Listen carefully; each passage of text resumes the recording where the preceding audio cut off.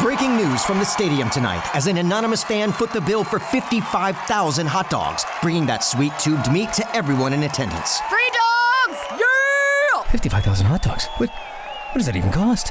While the identity of this Frankfurter philanthropist remains anonymous, their all-beefy generosity will go down in history. The new Mega Millions. More to win means more to give. How you spend it is up to you. Yeah! For game odds and details, visit sceducationlottery.com. This is VOCM Open Line. Call 709-273-5211 or 1-888-590-8626. The views and opinions of this program are not necessarily those of this station. The biggest conversation in Newfoundland and Labrador starts now. Here's VOCM Open Line host Patty Daly. Well, good morning, everyone. Linda Swain in for Patty Daly on this, the last day of June, Memorial Day and Canada Day tomorrow. We had a lovely weekend, didn't we? The Capelin are rolling. I know that because I could smell them. And I understand that Middle Cove Beach was crawling with people in Capelin over the last few days. They're rolling in other places as well, like Conception Bay North and many popular beaches. Well, where's your favorite Capelin beach? Do you go down to take in the spectacle? One time people used to gather them up just to put them on their gardens, but I'm not sure how commonplace that is anymore. So a little reminder to everyone to please be courteous. I'm already seeing some posts and complaints from people in communities where people naturally don't want to have their driveways blocked off or access to their homes impeded. And if you're new to an area, please be mindful of the shoreline and the cliffs and the water. They can all kill you. We've seen it many times before, so just be careful out there. Did you get any Capelin? I'd like to hear from you this morning. Well, trade talks. U.S.-Canada trade talks are back on the go once again. U.S. President Donald Trump, of course, abruptly pulled out of trade talks on Friday, citing certain taxes, but the digital sales tax in particular. Most people saw that as a strong-arm negotiation tactic, and it appears as though it was, and it worked. Well, the digital sales tax, which would have, starting today, applied a 3% tax on sales revenue made in Canada by companies like Amazon, Google, Meta, Uber, and Airbnb. That was supposed to have been imposed today. That won't happen now, as Finance Minister François-Philippe Champagne tweeted out last night that trade talks are back on after Canada decided to rescind the digital sales tax. U.S. President Donald Trump says Canada is a very difficult country to trade with. Some people might say good. And he's been repeating erroneous information about the dairy industry in particular. Anyway, the talks are back on today, back and forth. He's got what he wanted. The digital sales tax is gone. If you have any thoughts on that, you're certainly welcome to give us a call. He's known as a negotiator, and man, he is a strong-arm negotiator. There is no doubt. As you know, last week, the big news was that 5 internal medicine specialists at St. Clair's Hospital tendered their resignations. The health authorities not speaking to salary concerns. That's a matter for the NLMA and government, of course, but it is working towards a solution regarding the MUN Faculty of Medicine decision to pull residents from St. Clair's, which of course is severely affecting the way in which internists can carry out their surgeries and procedures. And you just heard Crystal Lynn Howell speak to that just before the news. Have you been affected by any of this? Are you concerned that you may be affected by this? I'd like to hear what you have to say about that as well. The provincial government has outlined its plan to add 400 new educators to the K-12 school system in September. $20 million was set aside in the 2025 budget for changes to the teacher allocation model starting in September. That will include 70 additional units for needs-based allocations to address specific needs in classrooms, rising to 120 by September of 2026. 175 new teaching and learning assistant positions will be added this school year, growing to 200 by the 2026-27 school year.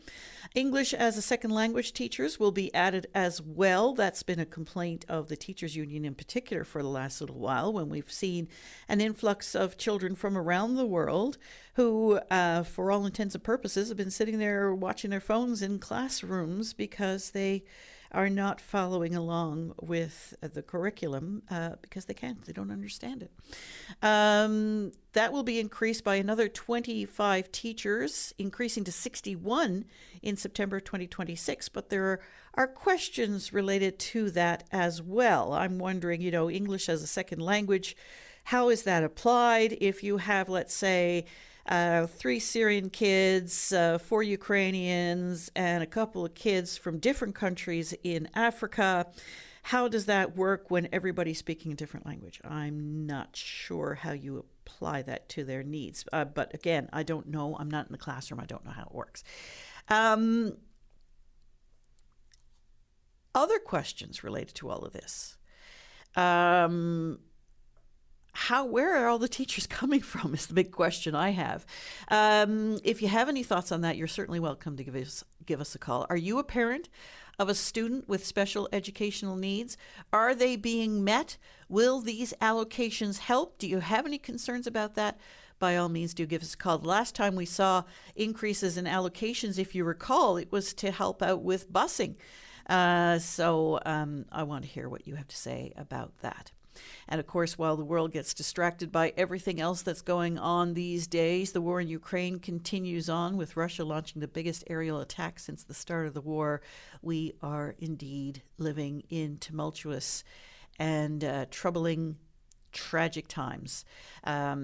It's really quite something to see the ever-changing news cycle with things that, we've always had things that happen around the world, but they don't always affect you in the same kind of ways. I think it's fair to say that most of the news that we're hearing these days has a direct impact on our lives in one way or another. Anyway, if you have any thoughts on that, you're welcome to give us a call. And Memorial Day and Canada Day tomorrow. Did you take the day off? An awful lot of people have. I noticed not as many people on the road driving in this morning. If you have the day off and you're listening and you want to give us a call about anything that happens to be on your mind, just because I raise it doesn't mean that's what we're stuck to, give us a call. Memorial and Canada Day tomorrow, of course. Share the plans and activities happening in your community with us as well. It doesn't always have to be negative. We can talk fun stuff too. We're going to take a very short break, and when we come back, we're going to speak with somebody who is running in the upcoming municipal election in the city of St. John's. The number's to call right after this. This is Open Line on the VOCM Big Land FM radio network. And we're back. Linda Swain in for Patty Daly. We are going to start the show this morning with Nikita Ryle. Hello, Nikita. Yes, hello. Good morning. How are you? Good. I didn't want to steal your thunder. It's telling me you're running for councillor at large. Let's hear from you. Yes, I am. As you said, my name is Nikita Ryle, and I'm running for councillor at large in the next city election. I'm very passionate about making our city a better place for everybody, and I believe the St. John's deserves dedication and a leadership that listens and delivers for real solutions. Tell us a little bit about yourself. Who is Nikita Ryle? Well, I'm 38 years old, and I grew up here in St. John's, and I'm currently working as a program coordinator for 3 neighborhood centers in the low-income areas of St. John's, and I'm also a mental health and addiction support worker at the Tommy Sexton Center, so I'm boots on the ground day in and day out, grassroots, and I see the problems that St. John's faces. If you had to identify a single thing that you would like to see addressed, what would it be? Safety is one of my biggest concerns for the city of St. John's, but also the housing issues as well. And when you say safety, what do you mean precisely? Well, safety for everybody in the community, not just in the downtown area, but also in other neighborhoods. Like, this is the first year that we've had children not able to walk to the center from school because it's so unsafe. And when you say so unsafe, what do you mean exactly?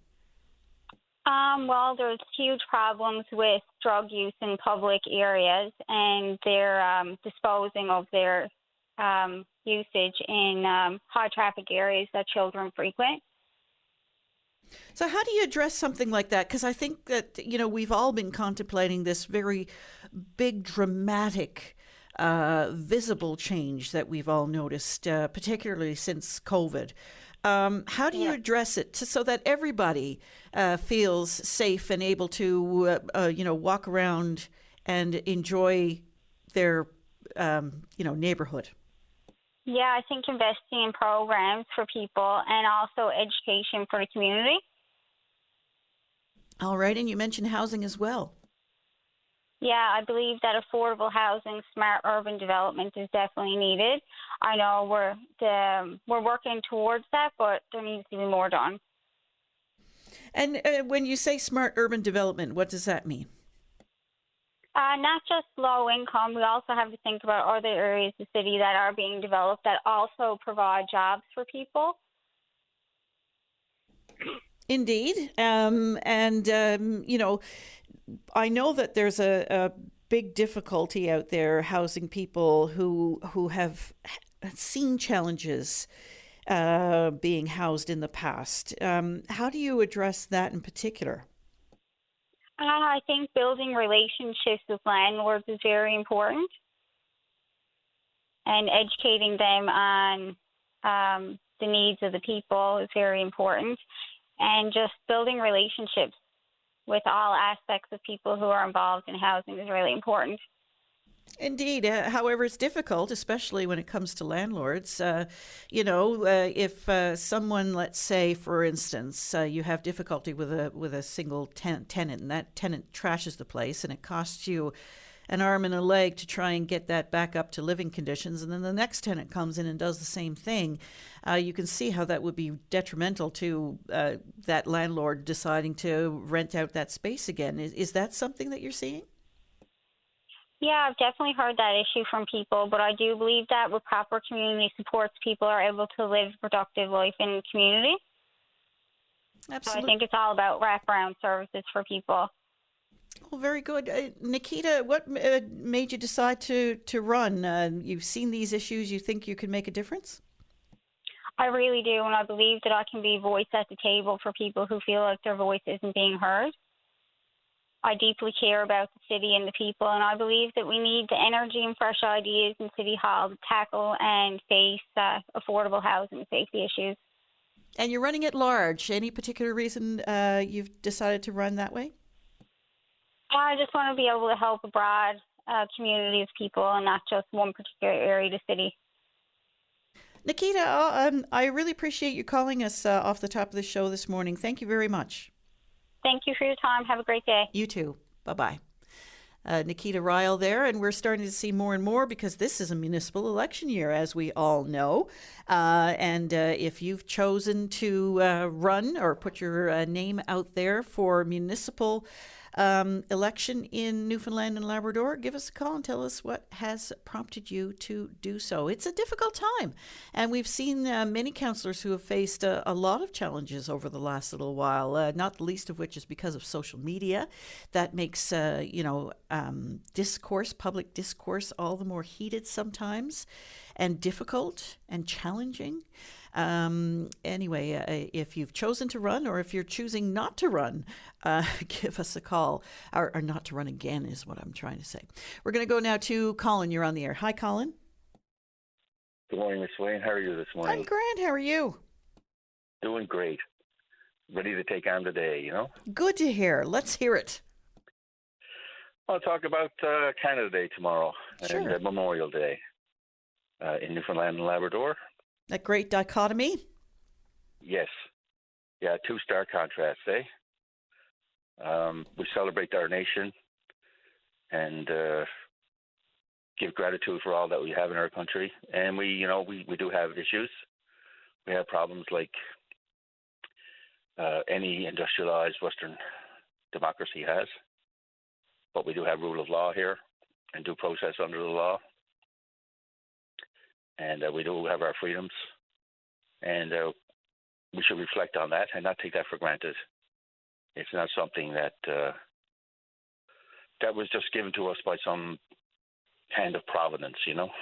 No, indeed. And I mean, it's been argued that Newfoundland and Labrador is still trying to recover from the loss of so many, an entire generation, really, of promising young people who knows where we would have been if it hadn't been for that those devastating losses in the First and Second World Wars.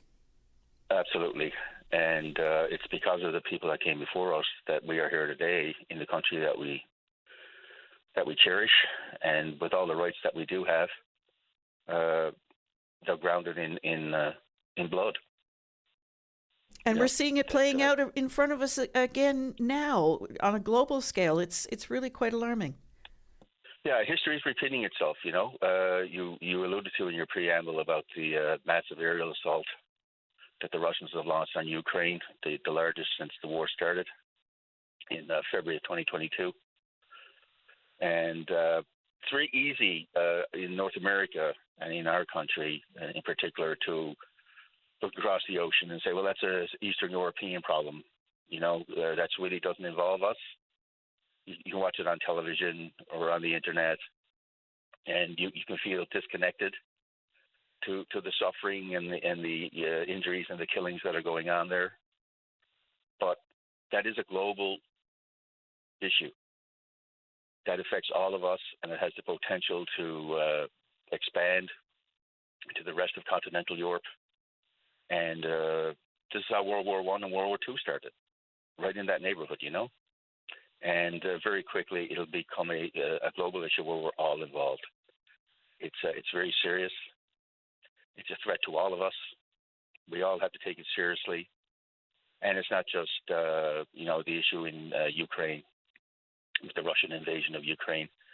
We have hotspots that back in May, there was a flare-up on the Indian-Pakistani border in the disputed area of Kashmir.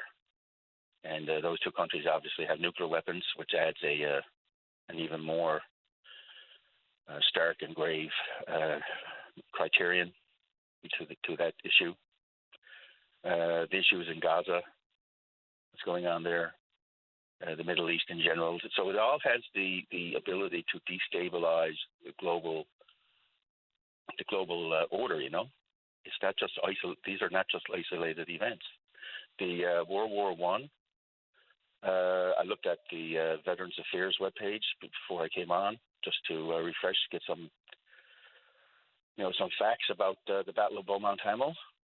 12,000 Newfoundlanders and Labradorians signed up, all volunteer, by the way, signed up to go overseas in World War I. 12,000 out of a population of about 240,000 people. Our best and our brightest went there, and you are quite correct. Over 100 years later now, the reverberations are still being felt. You know, what would this place have been like but for the fact that war started and those very brave men and boys, some of them not even old enough to enlist, went overseas to fight. So we should think about that tomorrow when we celebrate our country and reflect on those that came before us. And the rights that we have is because of them. They stood up. Sorry, go ahead. As I was going to say, I have a portrait that was taken of my grandfather's cousin, William Thomas Parsons. Great big portrait. I managed to find it. It used to hang in the Loyal Orange Lodge in Salmon Cove, and I made an inquiry about it on Facebook one time, and somebody said, "Sure, that's in my garage or my dad's garage," and they gave it to me. And that is on the wall in my house because he had no surviving siblings, and my grandfather and he, my grandfather just remembered him very well. And so I look at that young face every now and again, and he died a really horrific death. All the details are available on the rooms, and thank God that resource is there so that you can delve into some of that stuff and really get a good understanding. But he died in a horrific way.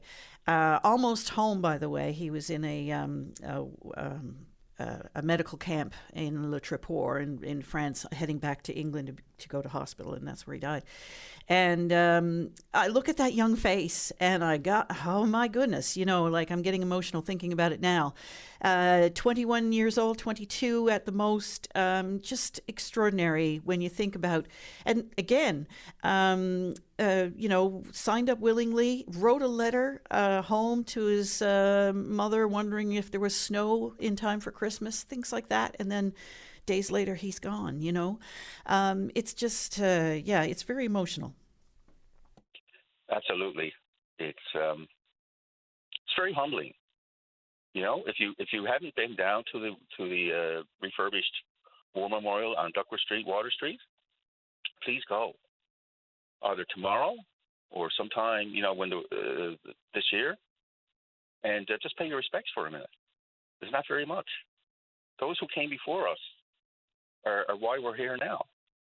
And our military in 2025, they're serving all over the world. They're tasked to engage in conflict. We again, all volunteer. They're very brave. And I also want to give a big shout out to our diplomatic corps and our foreign service. Our diplomats and our embassies and consulates around the world, they're the peacemakers. They're the ones who try to keep a lid on things to prevent war. Or if conflict does break out, they're the ones going in to try behind, back channels. They're not in the news. They're low key. They try to put a lid on conflict and to get ceasefires and peace agreements. So a big shout out to those guys too. They're very brave, and they serve in some very hostile environments also. They're our face to the world, our diplomats. Just imagine, when we've been talking about, some of the horrors that are going on in the world right now, there are still people out there who'll say, yep, I'll go and take care of this. I'll go and do what I need to do for my country, for my family, for the people in that country. It's extraordinary. It's very selfless. Absolutely. It's to serve your nation, whether you're putting on the uniform in our armed forces, or you're a diplomat, or you're a healthcare worker serving over in Gaza. Whoever you are, you're a Canadian or any other nationality, you're an American or a Brit or anybody else, you're serving humanity, and we are very grateful to you. You're trying to make the world a better place. Do you get out to the War Memorial yourself, Colin? I was down there last year. Mm-hmm. I was there last year, and it's very moving. It is. It is. It's very somber, and it's very moving. And I got to tell you, it's made me really, really rethink my own values and my own life, and my place in this country, and what can I do to for public service, and how can I help? Whether it's tutoring a young child who's having difficulty in mathematics, or make a donation to your food bank, or just help your neighbor cut your neighbor's lawn or something like that. It all helps, and that's what we're all about. You listen to just the garbage coming out of the mouth of the President of the United States about us now and over the last 6 months or so, that we're not a viable country. We need to become the 51st state. So think about that tomorrow, folks. Think about our country, our place in the world, and we march to the beat of our own drum. Do you think we're acquiescing a little too easily and too quickly when it comes to, some of the demands that are being made upon us? This is all part of the horse trading that's going on, international negotiations. Not all of it is out in front of the TV cameras. Mr. Carney has an enormous challenge ahead of him over the next 3 or 4 years. Whether it was him who won the office or Mr. Poilievre or anybody else, it's completely independent of political party or political persuasion. You're dealing with a man who has no principles. He has no morals. He's, I don't know. I don't even run out of words to describe Donald Trump. He's just our country and the Europeans and other countries too. But, we're going to have a very difficult time dealing with him over the next 3.5 years that he's going to be in office. And Mr. Carney certainly has the academic and intellectual abilities to deal with him, but it's going to be extremely difficult. And in the meantime, we're going to get hit. The Americans, Donald Trump is not done with us yet. It is interesting, though, to watch, and at least on the surface, watch how Mark Carney is navigating this, using a different type of approach than what we would have seen, no doubt, from Justin Trudeau, and taking a different type of approach than perhaps what we might have seen from Pierre Poilievre. But it is interesting to watch how he is navigating this. It is, he's very skilled. He's a highly intelligent man, and he was elected to do a lot of things that he's trying to put into place now, with using trade restrictions and building up our military and things like that. And that's why we have elections, folks. And we live in a democracy. And 4 years from now or 3 years from now, if you don't like what he did, you can vote him out. But it's because of those people who died in the trenches at Beaumont Hamel that we can do that, right? That we're able to do that. Yeah, absolutely. Colin, all the best. And take not you, but everybody, take a few moments to reflect on all of this tomorrow. Thank you so much. Thank you, Linda, and you have a great day. You too. Bye-bye. Bye now. Your thoughts on what Colin has had to say there, give us a call. We have a number of calls coming in. Stay patient. Beth Fagan is on the other side of the glass. Hi, Beth. It's our first time working together, she and I, even though we've been working in the same building for quite some time. So, she's navigating the phones this morning, and she's getting to everybody as soon as as she can. So if you've been trying to get through and you haven't been able to get through, stay patient. Beth will get back to you right after, as soon as she can. And I'm going to take a very short break. The number's to call right here. This is Open Line on the VOCM Big Land FM radio network. And we're back on VOCM Open Line. Lyndon Swain in for Patty Daly, who's off today. And we have a moose in the middle of the road, about 1 kilometer from Jeffreys, near the turnoff.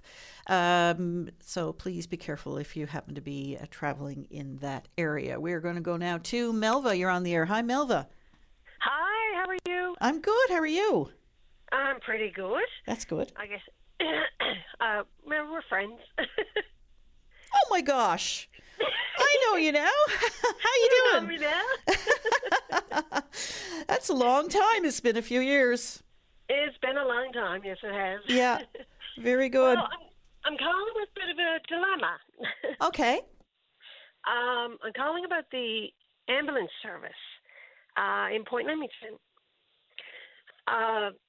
There's been, my mom and dad live in Point Leamington. And the government, they're trying to keep the seniors living in their own home. Of course, right? Yeah. And so they're doing everything they can to get them, with home care, support with home care and stuff like that, so they can stay in their own home. But, my mom and dad both have been using the ambulance service recently, my dad especially. And he, only this past week, he was rushed to the hospital. And the two paramedics that attended to him, very, very sweet people, very sweet. They go over and above what they need to do. They are very caring. They tend to their clients right on the spot, right? So anyway, my dad's been going back and forth to the hospital for a while. And this day, they came to check him out because he was having some problems, and they took him and went on with him. They did a EKG readout, took it over to Botwood Hospital and informed them that this is his problem, this is what's going on, and whatever. And with all said and done, because they treat their clients with a caring heart, they've been told off several times and whatever, and it got to the point that they had to leave their job.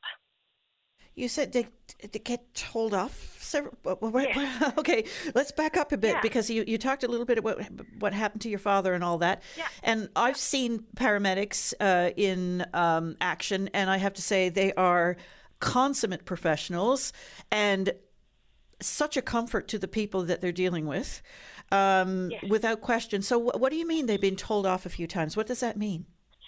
Well, I don't know exactly what was being said to them, right? But from what I can gather with my dad, they went over and to the hospital and they said, like, this is what's wrong, and this man has been over here several times and has been sent home with just a puffer. Sent home with just a puffer. When he did the EKG on my dad, his heart was in AFib. So he was like, okay, we got to go, right? What's happening with my dad is he has a harsh cough. And because of his harsh cough, it makes his heart go in AFib. Then because of that, it makes him black out. So the paramedics more or less got to the bottom of it, of what was going on. And because the ambulance in Point Leamington are now taken over by the government, it's not a private sector anymore. It's just Right. It's taken over by the government, right? Oh. Yeah. So they've been told several times about different things that were being done, and they just couldn't take it anymore. They had to leave. So right now, So you're saying this is coming from the doctors or the administration, or? well, I think what it is, I'm not, and I can't say for sure 100%, but from what I can gather is that the hospitals are not taking, not appreciating what the paramedics were doing. They were more or less, I guess they must have thought they Dismissive? were overstepping their boundaries, Okay. right? Yeah. Yeah. All right. And I guess put in a complaint, and then it went from that, right? Oh dear. So it got a little bit higher level than just hurt feelings. Yes. There was a formal complaint made. Yeah. Ah, right? okay. And it's not only, I'm not talking only my mom and dad. I know that there's another gentleman from Point Leamington that if it wasn't for these paramedics, he probably wouldn't be here today.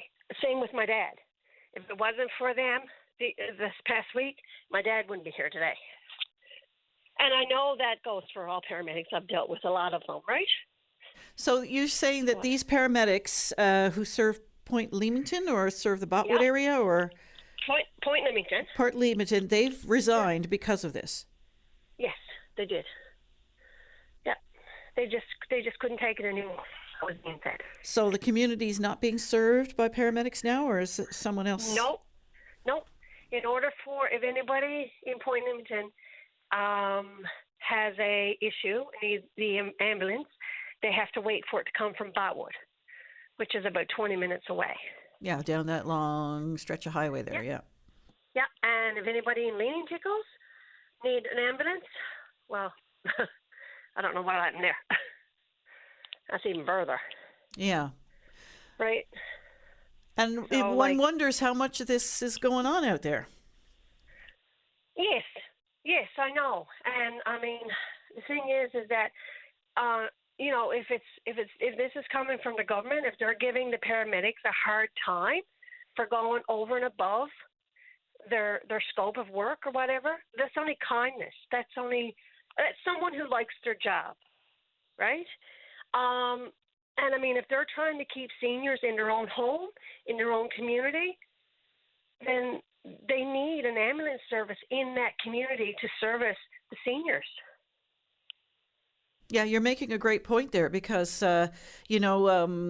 keeping people living at home and keeping them out of the system for as long as possible requires a number of different services that are available, and ambulance is one of them. Exactly. And I mean, without the service, I mean, how many seniors are going to, heaven forbid, pass away because the ambulance service is not available within the community? Or they'll be in a long-term care home in Gander or Grand Falls, Windsor or whatever. Exactly. Like my mom, she fell.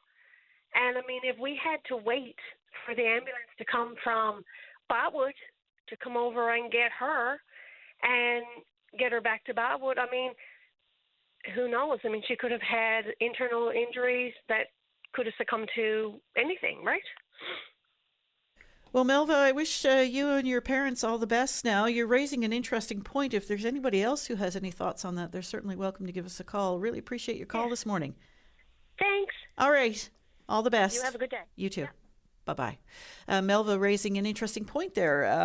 If you have any thoughts on that, you're certainly welcome to give us a call. Understanding, of course, that, we don't know all the reasons and facts behind what led to this resignation, but it is a concern to anybody who's suddenly without a service like ambulance attendants. We're going to take a very short break. When we come back, we're going to speak with the caller who is waiting in the line there now. We had a couple of calls drop out. If you want to give us a call, now is your chance to do so.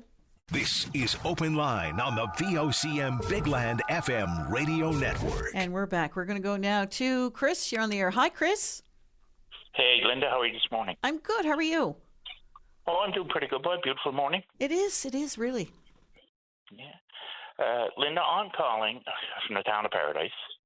I've been a resident out here now for probably 17 or 18 years. And I'm sure this is something you've heard many, many, many, many times. The situation with the underage kids on the quads and the dirt bikes is absolutely out of control. Numerous calls to the town, talking to counselors. You get stories like, oh, well, there's nothing we really do. We can't chase them for safety reasons, and which I totally understand. But there's something in the works, keep your eye open. We get some, and nothing ever happens. I was going to say, yeah. I mean, so okay, you can't chase them. That's understood. That's a safety issue. Yes, absolutely. But does that mean you wipe your hands of it completely as a municipality? No, absolutely not. And I mean, and the RNC, and I mean, God bless them, they're doing a great job. I'm sure they're understaffed, and that's another story. But you call them, they get ads going on Facebook and all social media saying, about the illegality of, parents letting underage kids ride these things and stuff. But it's just out of control out here. And as the kids, we got a speed monitoring, one of those solar panel things on our street, on the street. And I mean, these dirt bikes are doing like 80 kilometers an hour going down the road. There's small kids everywhere. I mean, it's not about if it's going to happen. It's when it's going to happen, and someone's going to be really, really hurt. Not to mention, it is so common. I've seen it countless times myself. You're driving along. It's an issue in many, many communities in the province, and I know that. A town like Paradise, which it's a growing. I know it's a growing town, but it's a fairly big town. We're in the metro area. We have numerous RNC staff in the area. Probably one of the biggest RNC staff. I'm sure it's the biggest RNC staff in any municipality or metro area. We get a big town council. We should have a good staff on. You have MEOs, municipal enforcement officers and stuff. And it's like when I call them, even speaking to the counselors, it's just as well as if I was calling the SPCA. I'm getting just as much done. It's terrible. Any ideas on what kind of solution can be implemented here? Because it is an issue, and as I was about to say, I've seen myself on Topsail Road, people popping wheelies in the middle of traffic and stuff. They are, and they're passing you, and they're cutting in and out, and if you bump the horn at any of them, they're flipping you the bird. Part of it got to come back to obviously parents allowing the children to do this. It's the motorized babysitter is what I call it, which is terrible. But these bikes fuel at the same place every day in Paradise, which is the Irving Station down. I call it downtown Paradise. I guess it's kind of not the right word, I suppose, but down towards the No Frills area, that Irving, they're down there fueling up all the time, getting their snacks and stuff. I mean, park and wait. You'll catch them, or get some people in on the trails. It's the same trails these kids are taking every day. Get a couple of municipal enforcement officers in there on quads or dirt bikes, or RNC officers. And I mean, trail cams, maybe. There's numerous people taking pictures of these kids and posting them online and stuff. And I mean, some people probably know who they are. Probably don't want to go ratting out their neighbors' kids. Probably, just don't want to get involved. But I tell you, when their son or daughter, or their friend's son or daughter is killed by one of these people, maybe they will feel bad for not bringing it to the parents' attention or the authorities' attention, I guess. It's a huge issue, and I'd like to hear from others about how their municipality is dealing with it. You don't have to go very far before you encounter it, and it doesn't matter where you are in Newfoundland and Labrador. A couple of weeks ago, there was a kid injured in Torbay because of an underage ATV driver. I mean, it's up to hand out here. And like I say, you call the town. Some of the questions I get when I talk to the councillors, did you call the town? Well, of course I've called the town. That's the first thing I do, and then I call the RNC. But again, like I say, it's just as well to call SPCA because they're doing nothing, absolutely nothing. You get the lip service from both of them saying, there's something in the works, or the RNC says, we'll put extra patrols on up there, and none of it happens. It's just terrible. Chris, we'll see what others have to say about it. I really appreciate your call this morning. Thank you. Thank you, Linda. Have a great day. You too. Bye. Bye-bye. We're going to go now to the caller on line 2. Hello. Hello. Hello. Danny, hello. Not too bad. The railroad south is going out to the crime banks and all that. That's good. Yeah. And are you going to be a platform for the turnover? The Terra Nova, yeah. Are you going to be a platform for it? I'm not sure what the latest status is on that. You've caught me unawares here, so I don't have all that information available to me, but I can try and find out. Yeah. How about the talk about St. Clair's Hospital on Kmart Road? Yeah. Are you going to build a paradigm for the Miller Center too? That's a good question. I don't know what the status of the Miller Center is or will be. Kind of old. Yeah. And I got something else I got talked about. The woman talking about the old age people staying in homes. So you got to get somebody to cut the grass and blow the snow and shovel out the walkway in the wintertime. And they phone you guys in the talk show and say, who you got to do it? Yeah, sometimes people can make arrangements with neighbors or friends or even companies to provide those services for them. Other times, people have a difficulty finding somebody who can do it for them, or they don't have enough money to hire someone to do it. So that's when you get those. True. Yeah, that's when you get those situations where people call into the open line saying, for instance, "I can't get out of my house. Can somebody come down and shovel me out or whatever?" Yeah. Yeah. Something else too, and I forgot to have the stuff. I got to tell you. You what? You I didn't catch that. Sorry. Have yourself I want to talk to you about. I forgot it. Oh, you forgot. That's always the way it is, isn't it? Yeah. Yeah. Well, Anyways, Danny, I appreciate your call. Thank you very much. have a nice end of the day weekend. Same to you. Take care. Okay. Bye-bye. Bye. Danny, always with questions, very many questions. He calls Newsroom as well with some pretty probing questions, actually. We are going to go now, and we may have to continue this call after the news break.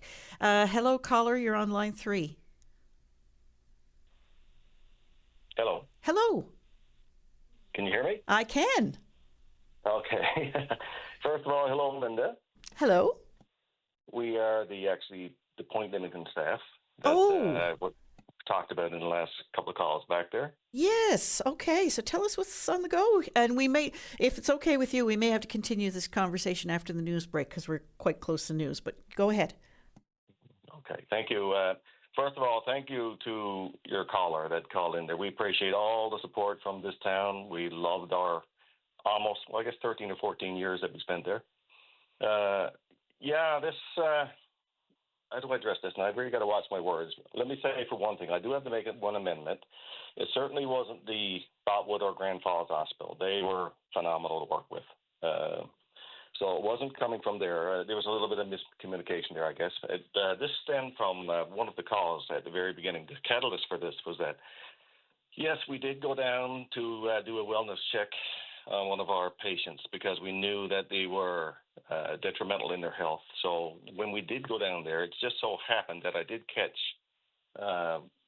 something that hasn't been caught before, and we determined that they should go. So I told my partner at the time to call into the dispatch center, and I thought, great, that's a go, because a couple of calls before that, someone actually showed up on my door with amputated fingers, and there was no time to say, okay, you got to call the ambulance before we do make the decision to go. We just took them and went on, and then we called the dispatch. So it seemed to revolve around a power struggle right there. I don't think that they liked the fact that we took the autonomy to take it upon ourselves. And again, when we go into paramedicine, the first thing they teach is to be a patient advocate. So we try to live up to that. We try to look at our patients first, and we deal with all the formalities after. That's number one to us, always have been. There is the clash. So we did that. We went in there, and we saw that he was having a hard time. So we took him up to the hospital and, of course, got treated. And then we've got a call. I got to watch my words, so I got to be very wise in what I say, but it wasn't from any hospital. It was from the administration in St. John's, so that would be around the dispatch area. One person in particular called us, and he seemed pretty miffed, and he, in fact, I don't know if I should quote or unquote, but I'll go as close as I can. He said that he needed to be re-educated on this, and I said, well, maybe I need to be re-educated on this, because I said, this is and there the argument started. And apparently the line was drawn that we couldn't make those decisions ourselves, even when it comes to a life threat. So that is not acceptable. And so I'm not going to work in a place. This job is stressful enough as it is. The nature of the job itself, with all the blood, the trauma, the death that you got to deal with all the time, the 16 hours before you can call fatigue. We're down there 168 hours straight before we get to go home. That's stressful enough. And but when you got to deal with administration stress, it almost seems like to me, and this is my own opinion, probably goes right across the island, but they invent new ways every day. Seems like to stress you out, to put a yoke upon you. Seems like that the pressure seems to be adding up every day with new ways, new rules. Like take for instance. All right. Before you get into all of that, we're up to news time now. Do you mind holding through the newscast, and we'll come back and continue this conversation?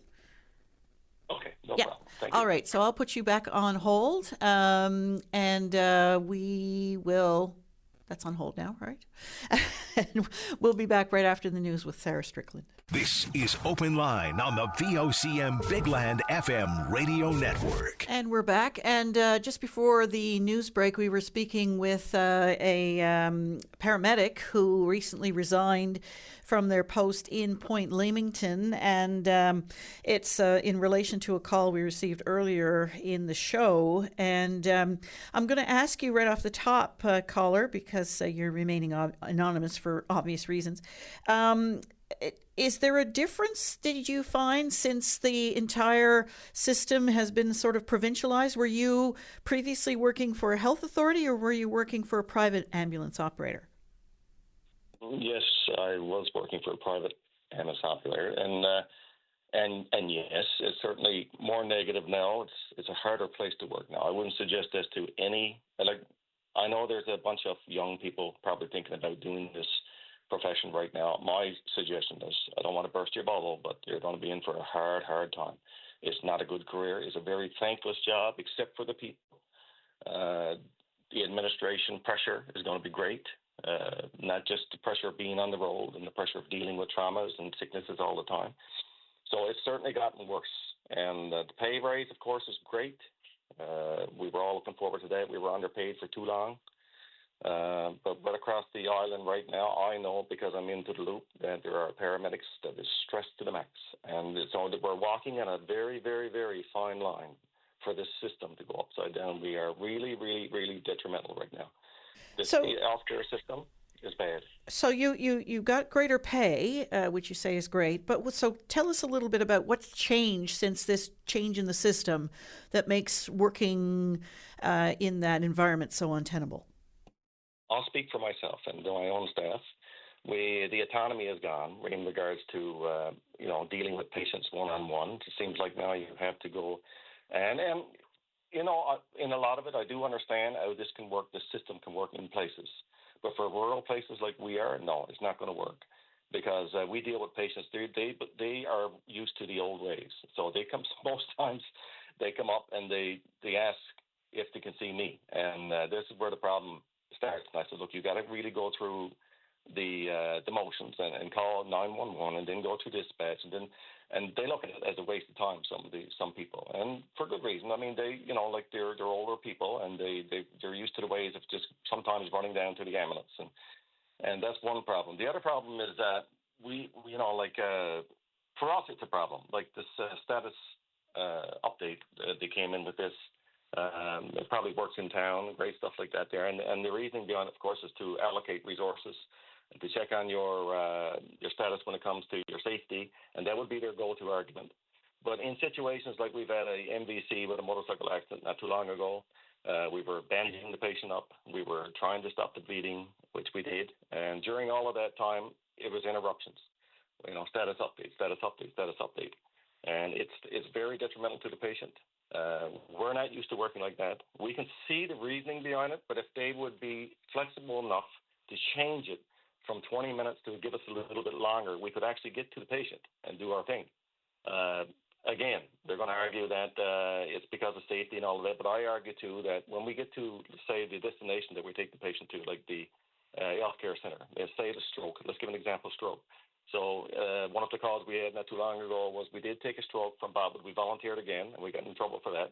But we volunteered to take the stroke from Botwood Hospital because we were there, so we didn't want to bother the Botwood crew, so we were already there. We transferred them to CNRHC, which is in Grand Falls, to the stroke center. During that time, of course, they usually take the paramedics to use as a hand, handle the body and the patient, and bring them down to CT. So when we go down to CT, of course, our time is still ticking. And then we have paperwork to do. That paperwork is a legal document that has to be very accurate. It has to be very legible, and it has to be done well. And so you are down CT. They're calling you for a status update, making you feel pressured. You have to get back. You have to do your paperwork before you leave the hospital. They're calling for a status update. And look, I said, well, you know where we are. If you need us, if it's a call, then call us. We will be on that call. But it just the pressure. So this is where we are. I am at 60 years old now. I've done this for the last. I worked in Alberta. I've had a lot of crewing underneath me. I was a foreman up there. Never had to be disciplined in my life on any job site. And then when we get back, they call us and they say, okay, you and your partner have to come in separate rooms, and you have to sit down in front of HR and give your. And I'm saying that's not happening. I'm not feeling like I should have to defend me or my partner, so that was the last straw that broke the camel's back. I don't feel like I should have to defend having taken a patient with their total concern and bring them to the hospital before something happened to them, because we did go through all the right avenues. We did call ourselves to dispatch. They knew where we were going. It seems like it only missed off one or two people, and I don't know if it's a power trip, but they got to get over it. They've got to learn how to be flexible. It's not a one-way trip. It feels like you're working for the military, the Nazis, and it's just going to be a problem. It's just, I think, and I'm sorry to say this because I really, really love my job. And I really love the people in Point Leamington. Every time that I picked up somebody in Point Leamington, I've always made a relationship somewhere. But I know this is going to be an island-wide problem, and this is addressed. They have to stop. Like I feel there's no buffer zone. They have to listen to the paramedics. We're under enough stress. We don't need these little incremental stress, and they keep adding to it every day. So they have to sit down and they have to ask us, we're at the field. We know what we're doing.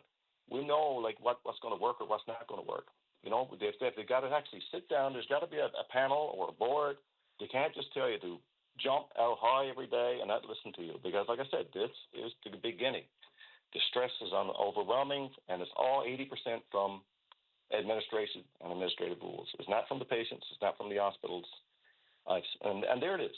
There it is. So. And I wonder how many more rural paramedics are nodding their heads, listening to what you've had to say, saying exactly, this is exactly what's going on in my community. I mean, if you have people coming to your door with their fingers cut off saying, you know, John, I don't know what your name is, but John, you got to take me to the hospital. I mean, you're not going to say, hang on now, I have to make a few calls and make sure that, you know, did you call 911?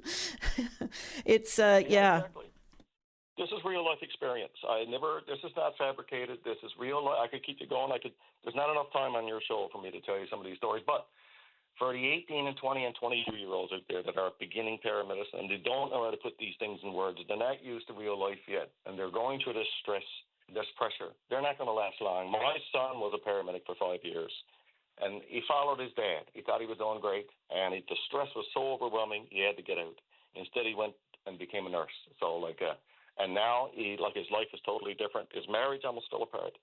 And it wasn't because of the work itself. The work is beautiful. You get to meet people, you get to help people, and the people that you bring back on the verge from going to the other side, and you see them walking, and they come up and shake your hand, that is what it's all about. So that for the young paramedics that love that kind of stuff, great. But unfortunately, they're going to lose a lot of them because nobody's going to put up with it. Something's got to change. Somebody's got to sit down. It just can't be all military. It can't be bang, bang, bang, jump how high. Somebody's got to have some compassion somewhere. There's got to be a buffer zone. There's got to be some filter there somewhere. So, are you unionized? I am, and I don't want to go out there. That's a whole new story all by itself. But I think you can read between the lines from what I just said there. Then, nothing is where it should be right now. So, at the beginning it was great. I haven't spoken to a member. I think in 2 months I've reached out. We've reached out, me and my partner, for the last 2 weeks. Haven't heard a thing. I'm going to leave that at that. And obviously something has happened. There are two people that were dedicated to that town. We were going to retire down there to leave. So something broke the camel's back, and it just added up to the point that when we came home with no job, can you imagine me? No job. I'm 60 years old, and I'm happier now than I was yesterday. So something is certainly wrong with the system. Well, caller, I'm glad you gave us a call today. I'm sorry to hear that things went so sideways for you and your career and your partner. If there's anyone else out there who wants to weigh in on this, they're certainly welcome to do so. I appreciate your time this morning. All the best. Same to you. Thank you very much. Bye-bye. Thank you. Bye-bye. What a story. If you have anything to say on that, you're certainly welcome to give us a call. We're going to take a short break. When we come back, we hope to hear from you. This is Open Line on the VOCM Big Land FM radio network. And we're back. We're going now to Wilson. You're on the air. Hi, Wilson. Hi, how are you? I'm good. How are you? Not the bestest, but on top of the sod. Well, anyway, that's encouraging. By accident, I tuned into the radio station this morning, and I kept it on, and wow, this is unreal. I thought I was the only one that had this problem. I'll tell you about it. Now, this happened a couple of years ago, 2023, in October. I went to bed perfect. In the morning, I couldn't get out of bed. I crawled out to the door after I called the ambulance, and they took me to Carbonair Hospital. They did all kinds of checks on me, and they said my heart was slow, but not abnormal. But I did have a stroke. Now, they must have reported all this, but anyway, they did the X-ray on me. But the next day, I was told I was faking it. There was no problem with me. So they told me if I stayed in the hospital, I would have to pay for it. So, of course, I knew that was bull. But anyway, they evicted me. I got a cab to bring me from Carbonair to Heart's Content, and thank God for people that I met here about 3 months ago. They saved my life because I could not get out of bed. Anyway, the social workers out here, they said I didn't have a stroke, according to the hospital. Now, I couldn't figure out why the hospital would say that, but because of what happened this morning, I found out. Because it's not called power, the hunt for power, it's called the God syndrome, because the hospital didn't want paramedics telling them how to treat the patients. So you were diagnosed with a stroke by who? By the paramedics. By the paramedics. They said you're having a stroke, and the hospital said no. Right. Okay. But I didn't know this until now. About a few months after, I managed to be able to get out of bed, wash myself, but I couldn't get any help from any government agency. So I managed to do it, fall down and get up. I said, look, I'm going to sail my vessel till the waters all run dry. Got books. But anyway, I got a reason to live. But now the doctor that I was seeing, the diabetes doctor, she checked me out in a few months after, and she said, well, boy, it looks as though you had a stroke. So this was in December. So she made an appointment at Carbonair Hospital to get me rechecked. Now, Carbonair Hospital came back and told her, yes, I did have a stroke. So anyway, later on, I found out that they get me when I went there on ambulance, but they did. I went to emergency. They got me down for a slight impairment of my left leg. Nothing about a stroke. And to try to get a lawyer to take your case, one lawyer company I phoned, they wanted $3,000. So here I am out in Heart's Content. I moved in here in May 2023. I haven't got all my clothes on back yet because I can't do it. I can't snoop down. And I can't get any government agency to help me. And as far as the government trying to keep you in your home, that's not advantage to anybody. When I was in home care, or community care, it's called, the government was helping me per month over $800. They weren't giving it to me. They were giving it to the owner of the home. So it's got nothing to do with helping seniors. It's got to do with money. So, anyway, the last time I spoke with you was several years ago.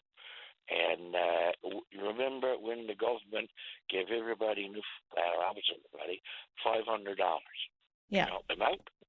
Yeah. Well, you see, I was in a home, and because of false circumstances, I was accused of doing something and got evicted from the home.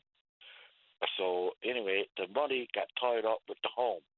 And I was actually trying to call every government agency to find where my $500 was. But because I was talking to you and it got out, the government called me the next day and said, we're sorry. I got my $500. And it was all because of your CM and your open line.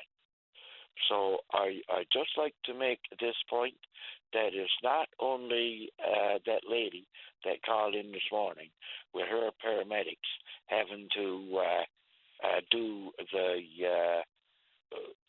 what they, out of the goodness of their heart, because they got a conscience, because they feel like they can do something. Okay, They don't have the God send them. Right. But nowadays, everything is conscience, is going the way of the dinosaur. Wilson, I do appreciate your call this morning. I hope you're feeling well. Well, I'm out of bed and I'm still dealing with a mess, but the government saying that they want to keep you in your own home, that's bullshit. All right, Wilson, you got to watch the language there. Be careful. Watch the language. Listen, we're going to try and get another call in before the break, but I really appreciate your time. Thank you very much. Well, I'd like to add one more thing. Very quickly. Open line with Patty is good, but with you, it's a little better. God bless you, Wilson. Have a great day. I'll try. All right. Bye-bye. Bye-bye. We're going to go now to Gerard. Hello, Gerard. Good morning. How are you this morning? Oh, very good. That's good. Can't complain. The reason I called, 2 weeks ago we went for a run on a quad, me and my friend, and we passing the road and that, and all kinds of garbage thrown on side the road. Terrible. And yesterday we went for the same road and everything, and there's a couch and a big chair thrown on side the road. I mean, the dump, we pay high taxes for our dump, and I appreciate that. Here at Mount Pearl, I live in Mount Pearl, we pay high taxes to get our service, we got good service. The last 3 weeks, we had the big garbage. They could have pass by and throw it in somebody's garbage, and nobody would have said a word, I don't think. But I think it's terrible for people, dirty, to drive in the wood, take their trouble with the truck and drive in the wood and throw the garbage. Just like that, you know? Yeah, it's shocking. What do you suppose is the impediment there? Why do you suppose people are taking that route instead of just driving up to the dump? If this is in the Mount Pearl area or in the Northeast Avalon, certainly no problems getting to the dump. Dirty. In my eyes, they just want to be dirty. You know, I mean, even me, I still got my big garbage there. You know, I'm not complaining. They're doing a good job. They could have passed by and throw it on my lawn with my big garbage. I would never said a word. But no, they go in the wood on the back road, take their trouble with a truck or a trailer, and throw it in the wood. Terrible. It is, yeah. You know. Well, Gerard, I'd like to explore that a little bit more because I know that this is happening and is continuing to happen. And I know that there have been some issues in particular with certain new rules and regulations that have been put in place, especially at sort of regional dump sites or sites where transfer stations, if you know what I'm saying. I know there have been some issues with some transitional changes made there and people are dumping their stuff. I know that people have been dumping stuff outside the Interfaith Cemetery in Carbonear. Disgusting. And only for the fact that regular, ordinary people are disgusted by that and removing it. But who thinks about doing that outside a cemetery? Yeah, because you take Robin Hood Bay. It's very clean. You back up with a pickup truck. I got a pickup. I back up right there, throw whatever I got. Don't have to throw it in the wood. It don't cost me nothing. I paid it in my taxes. And I appreciate that. But to throw it in the wood, in the dirt, and I think it's ridiculous myself. I think people should open their eyes and, say something wrong, Yeah. I couldn't resist this call this morning. I really appreciate that, Gerard. It is galling, I must say, very galling. But what's leading people to do that? Is it sheer laziness, or is it some other issue that hasn't been brought to our attention yet? I'd like to hear what others have to say about that. But if it was laziness, they wouldn't bring it all the way into the woods. No, indeed, you're right. So if you live around, you see it's all big garbage. Stop and throw it in with the others. Yeah, especially if there's bulk I wouldn't bulk recommend garbage. that. But Yeah. my point is that it's pure filth, because the wood. We go in the country for a ride on a four-wheeler, me and my friend and that, and we like the scenery. But when you see garbage like that, it's disgusting. It really is. Yeah. It certainly feels like an insult, doesn't it? Yeah, it's an insult. Yeah. It's an insult to intelligence. Yeah. Gerard, I appreciate your call this morning. Happy travels. Well, thank you very much. All right. I'm sure we're going to have a few trips this summer. For sure. Appreciate it. Thank you. Thank you. All right. Bye-bye. We're going to take a very short break. When we come back, we hope to hear from you. This is Open Line on the VOCM Big Land FM radio network. We're back, and we're going to Charlie. You're on the air. Hi, Charlie. Yes, good morning, Linda. How are you this morning? Oh, doing fine, thanks. And you sound like you're in good form, too. Thanks. I was just telling Beth, though, I'm feeling very sleepy today. I feel like I can't wake up or something. I had such a great sleep last night. I'm still sort of coming out of it. That's eating too much capelin or too much turkey, right? There you go. Speaking of capelin, we've been using capelin now for the 25 years we've been here gardening. And I find the best thing with it is to crush them, and kelp tea in the crushed capelin is also an addition to it. And just add that, dig a little hole around the plants and add that to it. No smell, and it works really well. Lots of nitrogen there, right? What do you mean kelp tea? Like steeping the kelp? Well, we have tea. We have kelp in a bucket filled to about 1/3 or a half, and then you add water. And within a day or two, you can use kelp tea, and that's all the ingredients from the kelp. Now, I think there's over 60 nutrients you get from kelp. So we add that to the capelin water sometimes, and sometimes we just use the kelp tea alone, So I guess spreading the kelp over the top of your soil like I did one year doesn't do you any good, because my dog used to tend to take it and scatter it around the garden. Well, it's okay. I try to when I add it to the potatoes and that, just dig it in a little bit, but the kelp tea works immediately, Anyway. I wanted to talk about a couple of things there, what Colin was mentioning about the sacrifice Beaumont Hamel. And what I'm saying now will not take away from the sacrifice and the grief that was caused to people.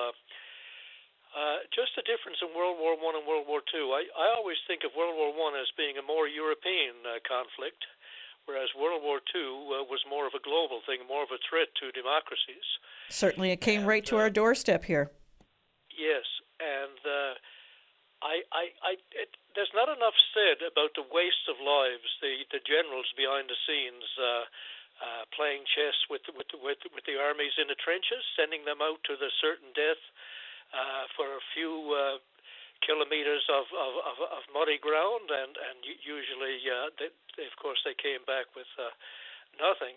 And it seems to me that we don't talk about the senselessness that took place there, and I'd just like to mention that, Oh, absolutely. The cannon fodder that was used, especially countries like Newfoundland at the time, and Canada and Australia and New Zealand all suffered great losses, particularly Newfoundland, Australia and New Zealand, not to mention the other colonies like India at the time and those places, suffered great losses, huge losses. And I'm not sure, and again, this doesn't take away from the sacrifice, I'm not sure it accomplished what we sometimes claim it did. But anyway, it was just a senseless slaughter in my mind. A reminder of how senseless, of course, the whole thing about war is. Linda, I'd like to recommend a book with the Iran being in the news as much lately. The book is called City of Lies by an Iranian woman, female writer. I forget her name now. And it's a really, really great read.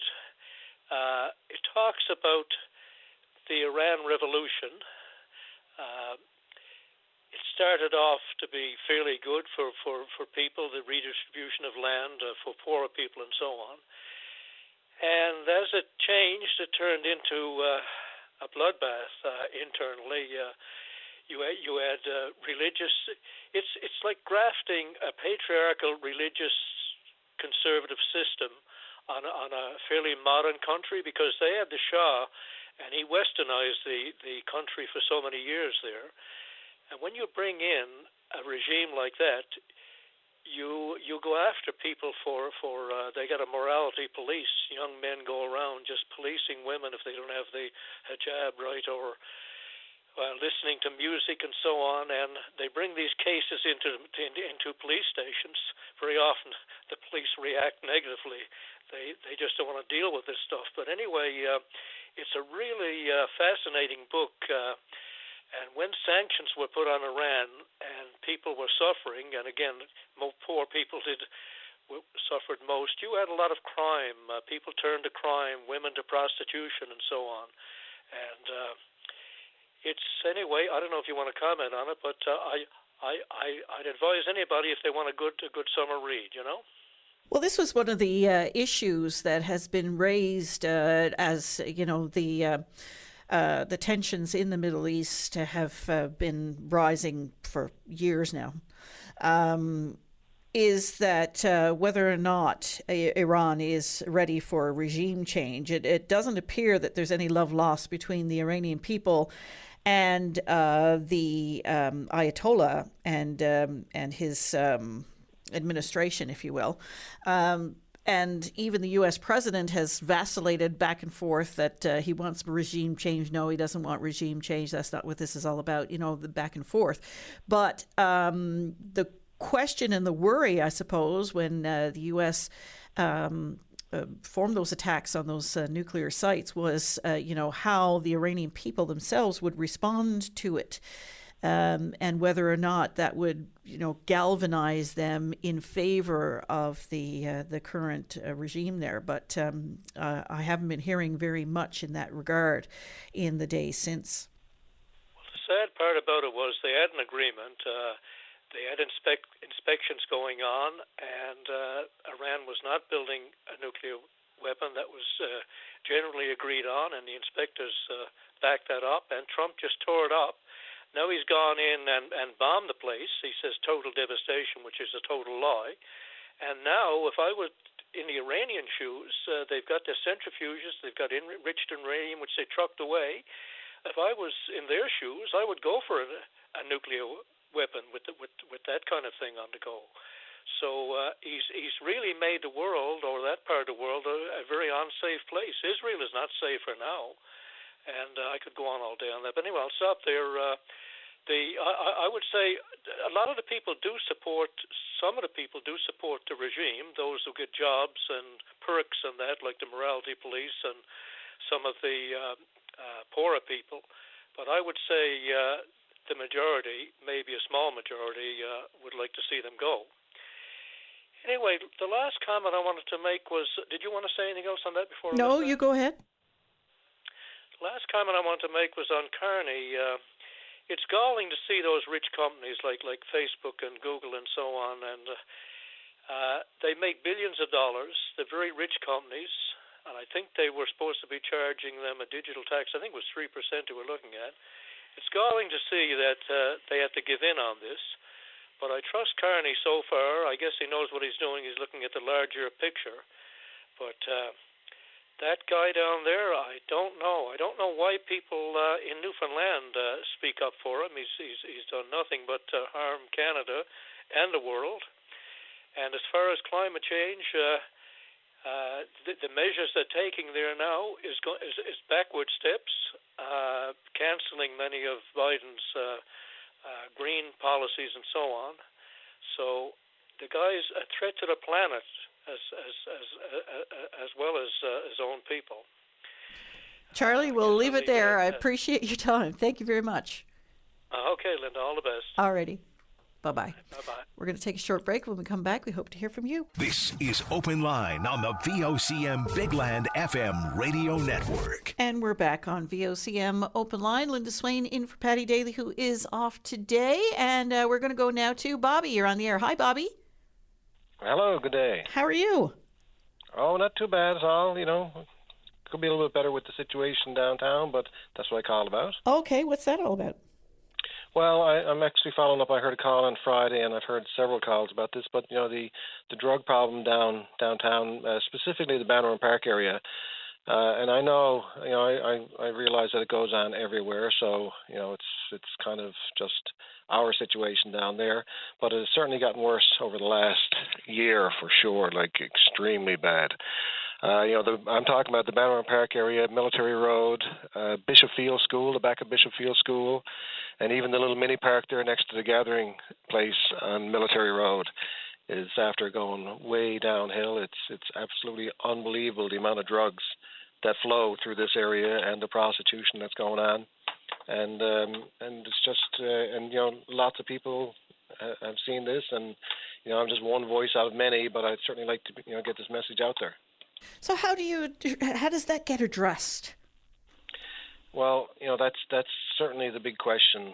I think everyone I've talked to in the area think there should be more police foot patrols downtown and area. We've heard the commissioner or the head of police say there a few months ago that foot patrols don't work.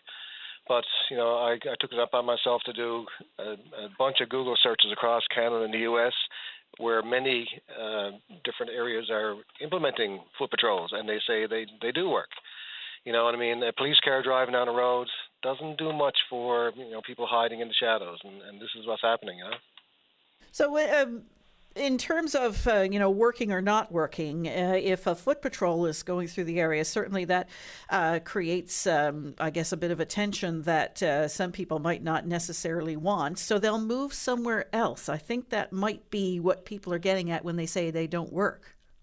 Yeah, but I think the point, too, if they move somewhere else, maybe they won't be in such mass groups as they are right now. And we all blame the gathering place. I got to tell you, I've heard lots of people say, "Oh, the gathering place is great," and this and that. But you won't find anyone down in our area that's going to say, "Oh, the gathering place is great," because we think it's absolutely not working. We think it's a total failure, and we've heard this across many different people. Because don't take my word for it. Take a ride down there and see what's there for yourself. It's just the crowd that's there. I call it the enabling center, or we all call it the enabling center. They'll feed the people. They'll give some of them beds, and then early in the morning they drive them out into the community. And everyone down in our area is living in fear. It's unbelievable, and this has really only happened in the last year or so. Certainly since Tent City.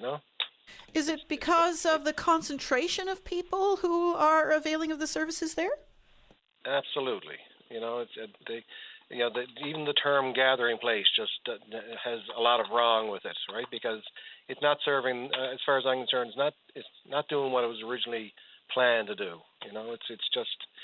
It just seems to gather everyone in one area and then drive in the community, and you're living in fear that people are out scoping, looking in your backyards and trying every car door they can. I mean, it's just unbelievable. Down behind the school, it's on Bond Street there, Bishop Field School. Behind that school, at any point of the day or night, you can see whatever type of activity you can imagine is going on down there. And kids are going to the school. And behind us, we've been down there. We've cleaned up needles. We've cleaned up other things down there, but we've kind of given up because we're not trying to do that, and it's as far as I'm concerned, it's a hazmat situation down there. It's not just the needles; it's people they're having sex down behind there. They're defecating and urinating everywhere down there. It's like a freeway, and we watch the drugs being passed back and forth day and night, and it goes totally unchecked. It's like police don't even know what's happening. they tell us to call, and they say, call 911, call this, call that.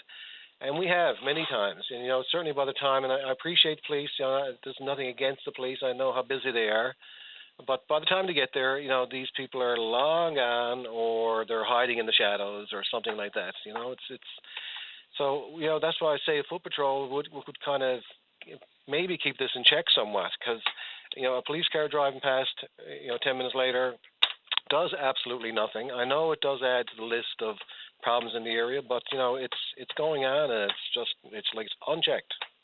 Is there a for want of a better word now, and I'm only asking this question based on some of what you've said, is there a better model perhaps for services like the Gathering Place, maybe to prevent, I guess, this concentration of people in one place who are struggling in so many different ways? Oh, absolutely, and the struggle is real. We appreciate that, and we know there's mental and addictions problem out there, and it's $1 million question. I got to say, because what do you do? And I think certainly you don't gather everyone together. I think that's a mistake there. It's like maybe this should be spread out. I don't know. I mean, I just think it was a mistake to create this huge area right next to a beautiful church. And like I said, don't take my word for it. Take a little run over there and see if you want to get out of your car and hang around for a while. I mean, you won't. And it's $1 million question. I don't know what the solution is, and from our perspective, policing is the solution, because we're everyone, not just me, my wife, everyone else, just living in fear. You just wait and you're constantly watching, and it's just going on every day, every night. We've called the police, and that has an impact on mental health and the like. Yes. Now, and they say mental health too, and I think the term is becoming used rather loosely, because we see a lot of people down there on drugs, and I don't know, is mental health. It's these people just don't want help. They just want to do their drugs, and they're it's a point where there's no giving them help, and they don't want us. So I say that if the Gathering Place is going to work, they need programs. And we don't see that. And even if there is programs, well, lots of these people doing drugs just don't want to do the programs. It's not what they're there for. They're there for a meal and then get back on the drugs. And they're always chasing the next high. We've called the police. We've called the school board about the back of the school. We've called City Hall. We've called Metrobus, because there is a bus there on Military Road next to Bannerman Park that's almost destroyed now. But it was certainly it became a drug house and a prostitution house there for months, and we called about it for months. Someone put the windows out of it there a few weeks ago, and and Metrobus did come along and take the chair away, and that was inside it. So it's not as much of a gathering point right now. But unfortunately, I just think they just need to take it out of it, because just like the two bus stops that were next to the Gathering Place, they're just being abused. And the regular riders, we've told Metrobuses on many occasions, the regular riders just can't use it. It's I wouldn't go in there anyway, and I know you wouldn't. We've called John Abbott's office too. We've called everyone that will listen, and I think the only thing that really we see happen was the school board did put some extra lighting down behind the school. They've got it lit up fairly well, but drug users are doing drugs in the middle of the day, so they this is it's keeping it well lit up, but there's other issues there, and the flow of drugs that's going there all day long is shocking. And well, we have a municipal and a provincial election coming up in the next few months. What will you be asking of people who are seeking your vote? Well, I got to see. I mean, and that's when I say it's we. It's everyone in our area.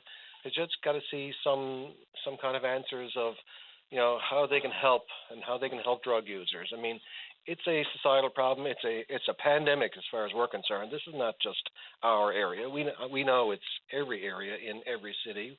It's just that they got to try and come up with new ideas or new ways to help. And I don't think methadone is something that is doing much. It's only just prolonging it.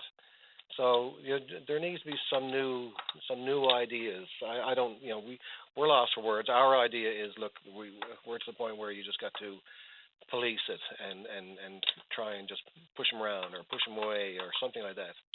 because it's a pandemic. Bobby, I do appreciate your call this morning. We'll see what others have to say. Thanks so much. Thanks for your time. All right. Bye-bye.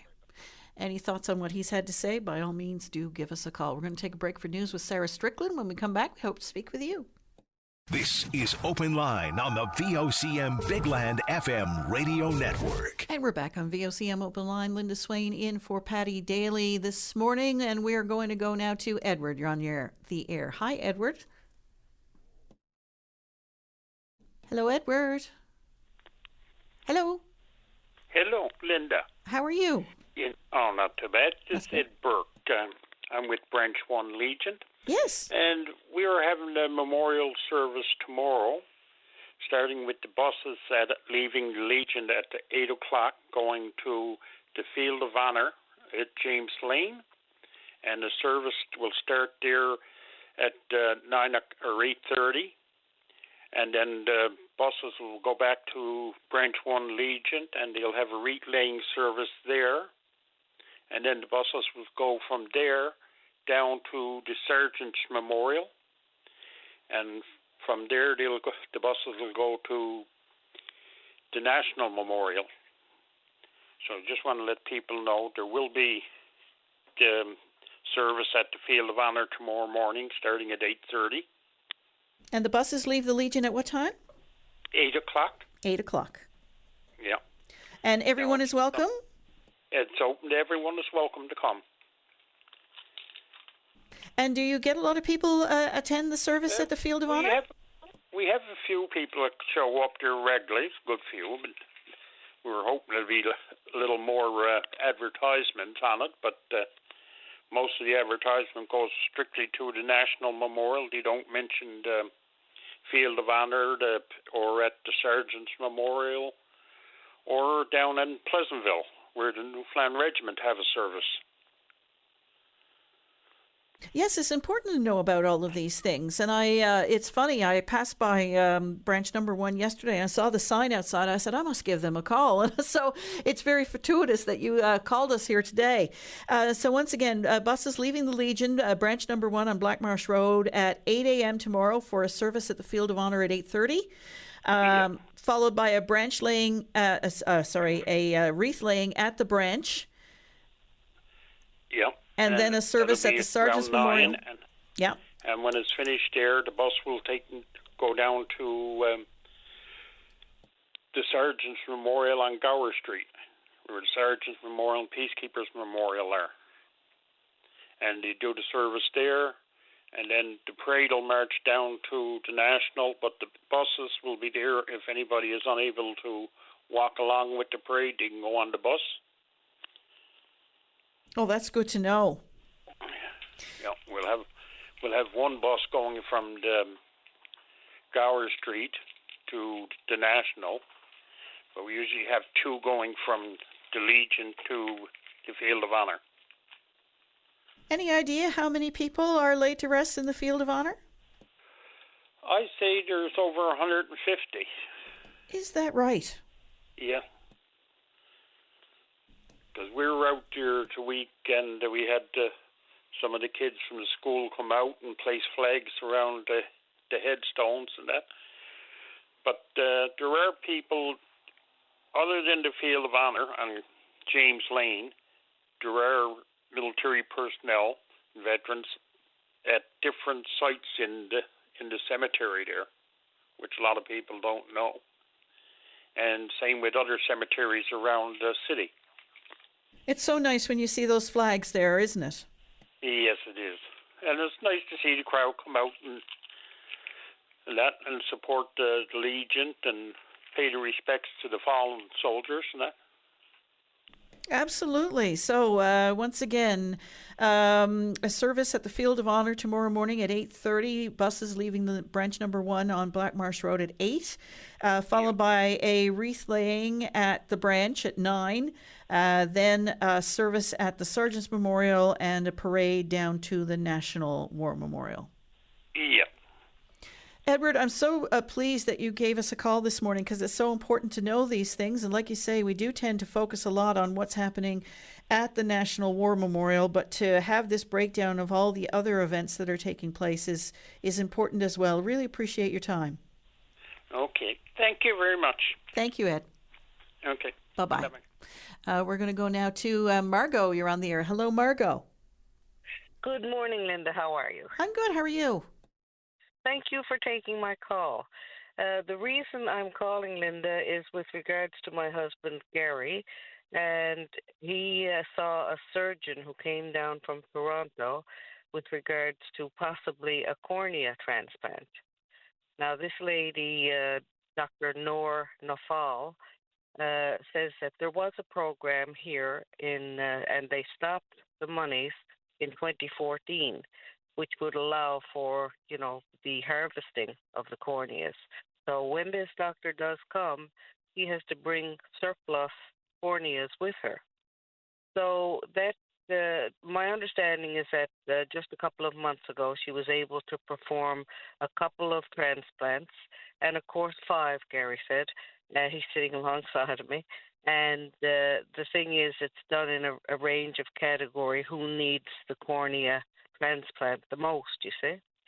So Gary saw Dr. Nafal last Thursday as well, and she decided that with regards to the cornea transplant, she's going to try something different, which would be some kind of a steroid in the eye, and try that for 3 months, and hopefully that will work because, this is our livelihood, our reading manuscripts and getting them out to the people who are good enough to buy them. Right, and for the benefit of our listeners, this is Margot Cranford. It is Margot Cranford, a.k.a. Mrs. Flanker. Yep. There you go, of Flanker Press. Yeah, so eyesight, all important to what you do, of course. Absolutely, yes, absolutely. But this doctor is what she needs to do is train her assistants to be able to, because she has to bring them with her, and of course, operation rooms are very hard to come by. So, but she can do up to 5 a day in Ontario. So she does a lot of traveling, and she told us in February when we first met her that before she became this surgeon, she was a pilot. Oh, amazing. It's incredible. And she looks to be between 12 and 18 years old. Yeah, she's a little petite thing. I know that. She is doing extraordinary work here. Loves coming here, by the way. She married a Newfoundlander, so she's well familiar with the area. The Goulds is my understanding. Yeah, so she does love this place, and who wouldn't, of course, right? No, indeed. But and so. Anyway, fortunate for us to have someone like Dr. Nafal who's willing to do this extraordinary work and provide this, all important service to people. And because, it's not until you start losing your eyesight you realize how much you rely on it. Exactly. And the other thing is, I'm sure that people would be upset, in my opinion, to use a small word, that they cannot donate their corneas. Because that is so vital, because as I said, she has to bring surplus ones with her from Ontario, and but she can do some in Quebec and, New Brunswick and Nova Scotia.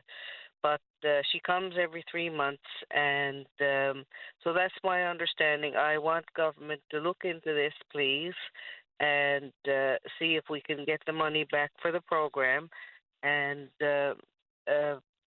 Gary's passing me something. Before this year, people had to go out of province in order to get the cornea transplants. So what's the impediment here? I mean, we all are encouraged to donate organs for organ transplants and the like if we no longer need them, if you know what I'm saying. What's the impediment to corneas in particular here? I really don't know. When I signed my license back several years ago, it was my understanding that eyes and, whatever organs are able to help another human being would be, used in future operations to help people. So, pardon me, Gary? Not corneas now, Gary said. So if that could be, perhaps put there specifically. I really don't know the the structure for their reuse as such, because it is so vital. And she did tell us that, like, at the top of the list is someone who's near blind, and or only has one eye, Gary is saying. So, we personally are on our way to Clarenville now with regards to books, of course, and so it's something that we look forward to Gary not having to have a cornea transplant, but this new drug, which is a mixture that has some kind of a compound, and it has to be kept in the freezer, so it won't lose its nutrients or whatever it is, right? So yeah, and anyway. time is of the essence, as you just indicated Exactly. there. Yeah, absolutely. Mm-hmm. Yeah. So anyway, I really am happy that you took my call. Thank you. And I want to wish a happy Canada Day to every single person in Canada, and let's raise our elbows. Margot Cranford, all the best to you and Gary. Thanks so much for your call. And if there's any updates on the cornea stuff, I'm yes. glad that you raised this issue, and thank God for Dr. Nafal. Yes, for sure. But I'd like to hear what others have to say about that. Absolutely, and I did promise her I would call, Patty Daly, and so consequently, I've got just as good in Linda. Thank you, Linda. Thanks, Margot. No problem, my All dear. right. Okay, have a great one. You Bye too. now. Bye-bye. Yeah, that's a pretty high pedestal to be perched upon. We're going to take a very short break. When we come back, we hope to hear from you. A busy morning so far this morning, but the lines have loosened up somewhat. Give us a call. Beth is waiting for your call right now. This is Open Line on the VOCM Big Land FM radio network. And we're back on VOCM Open Line. Linda Swain in for Patty Daly, who is off today.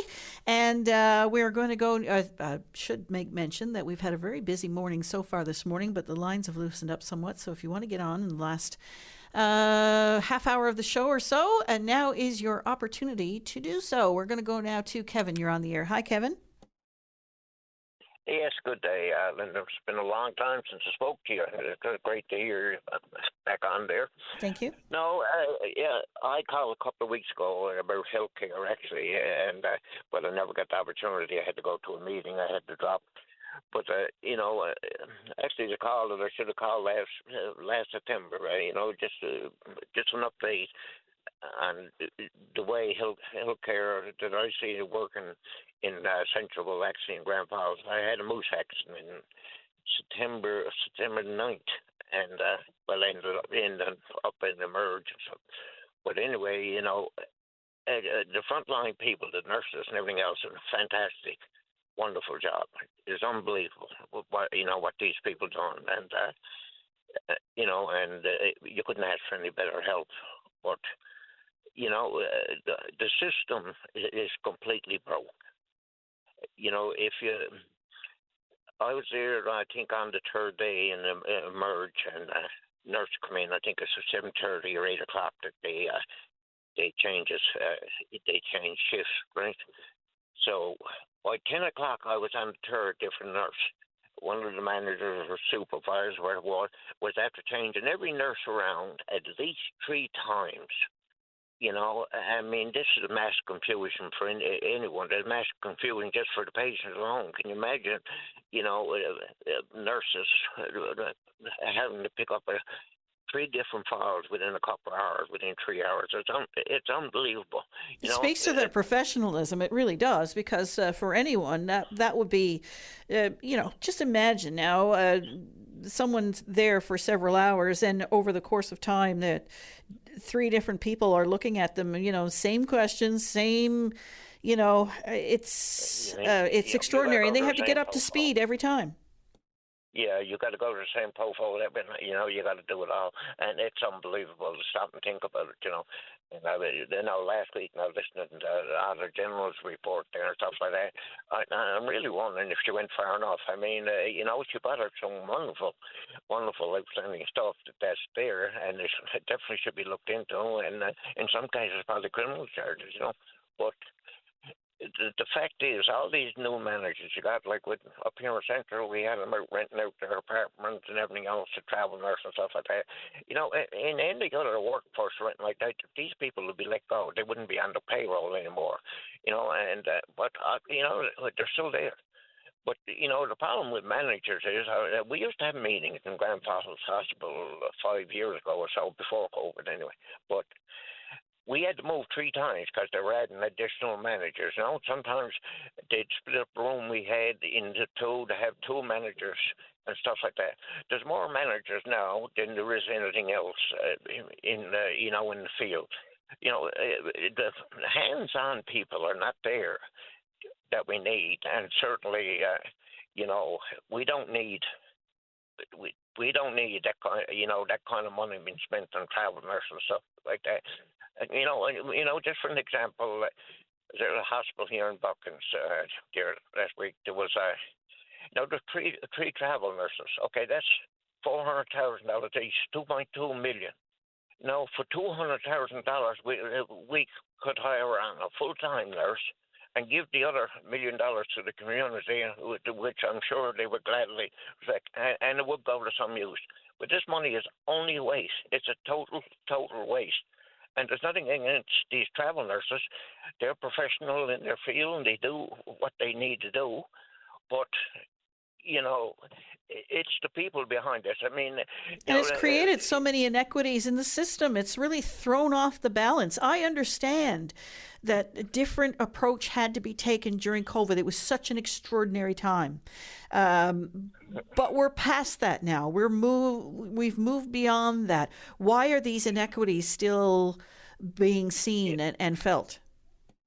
Well, see, Linda, you know, and we can use the excuse of COVID, and certainly everybody knows it was pretty well disastrous. But the fact is that these inequities were there before COVID. You know, the list of nurses needed, and and taking permanent jobs instead of part-time stuff like that was long before COVID. You know, we can put COVID there as a problem, yes, but it never started with that.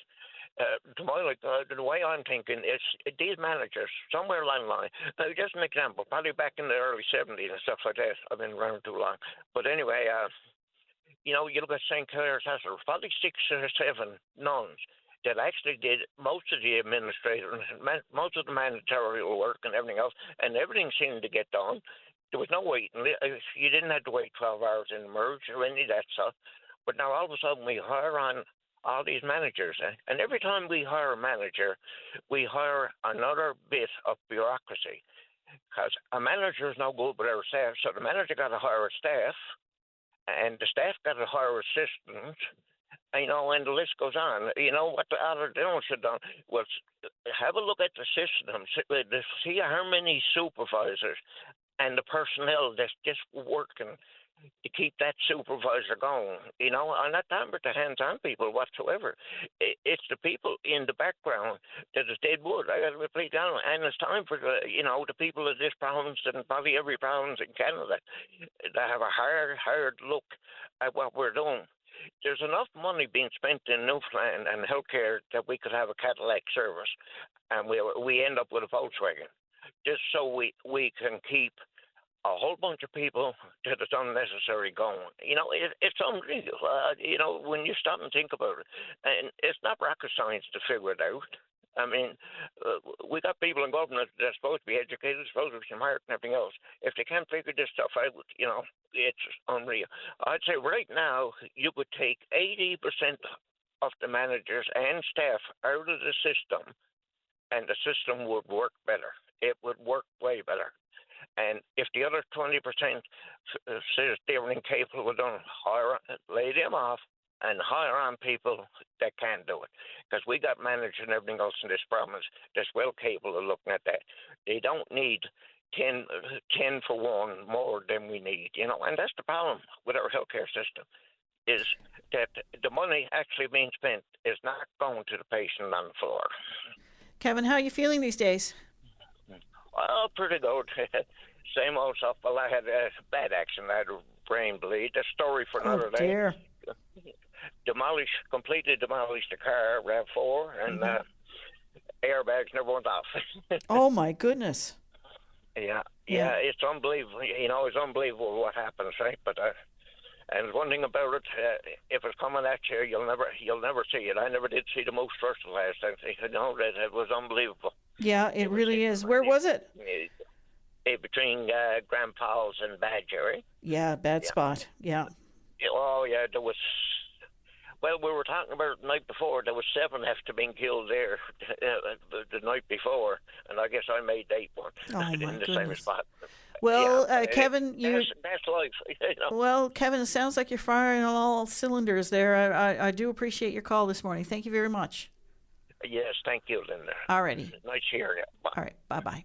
We're going to take a break for the news with Sarah Strickland. You're listening to VOCM Open Line. Now is your opportunity to give us a call in the last half-hour show. This is Open Line on the VOCM Big Land FM radio network. And we're back on VOCM Open Line. And sad to hear about the apparent imminent demise of the Newfoundland Labrador Folk Festival, an iconic brand that's been around for decades, and hard to imagine that this coming folk festival may be the last. Anybody who wants to speak about that is certainly welcome to do so. We're going to go now to the MHA for Humber Bay of Islands, Mr. Eddie Joyce. Hello. Good morning, Linda. How are you? I'm good. How are you? I can't complain. It's hard for me to complain. Linda, I was calling today about some healthcare issues that are still ongoing in the Corner Brook area and for Western Newfoundland patients. I understand that the Premier is out in Corner Brook tomorrow doing his duties with Canada Day, which is great. But I hope he's going to stay an extra day. There's several very important healthcare issues. You always get the questions, yes, they're coming soon, we'll inform you later. And we see the Auditor General's report on the travel nurses in Western Newfoundland, and how that was all just pushed aside also until the Auditor General's report came out. And here in Corner Brook, especially that I know, and I'm getting complaints almost on a daily basis about the emergency department. There's still a long wait list, wait times there, and the main reason is when they built a new hospital, they were supposed to build extra bungalows to take care of long-term care patients, which wasn't done. So the long-term care patients, about 62, 63 at the time, from the old Western Memorial, were moved to the acute care beds in Corner Brook. So after about 6-7 months raising the issue in the House of Assembly and in public domain like the Open Line, there were 45 beds going to be built in the old Western. This is the 6th month. They said it takes 6 months to have it done. Can't get an update. Is it still on track for this month, or is it for July that is going to be done? We can't get an update on that because these long-term care patients are still in acute care beds.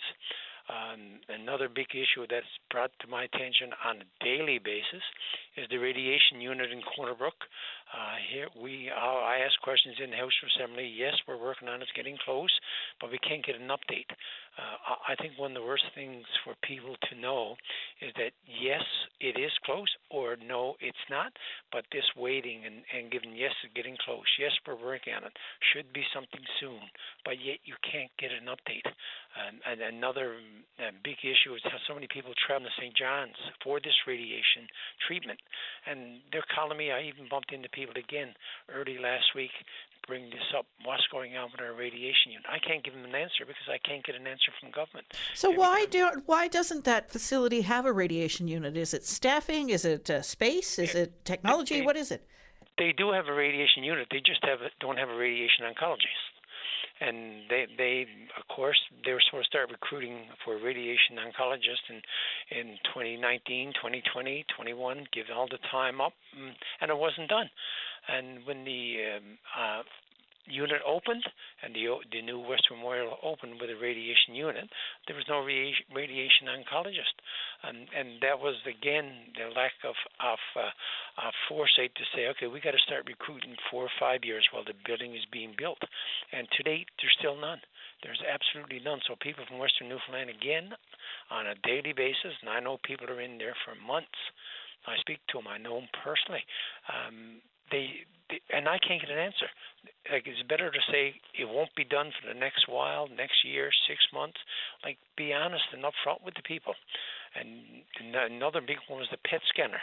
Again, I know people who travel in St. John's to get a scan for 15, 20 minutes. Got to drive to St. John's, get a scan done, and then again, the Liberal government canceled the PET scanner. They're supposed to be in the hospital. Now they probably 4 or 5 months ago said, "Oh, we're going to go buy one now."